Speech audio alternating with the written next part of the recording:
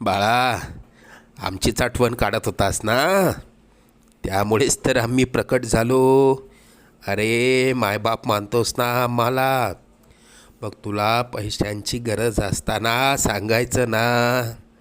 कोणापुढेही हात पसरू नकोस.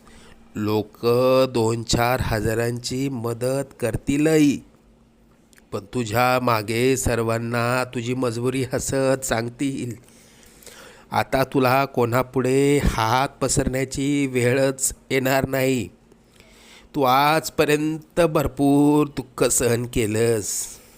लवकरच तुझ्या रडक्या भाग्यात सुखाचे दिवस येतील. तुझ्या मनात असलेली इच्छा पूर्ण होऊन अक्कलकोटला पेढे घेऊन येणं होईल. येशील ना आम्हाला भेटायला अक्कलकोटला? सगळं मनासा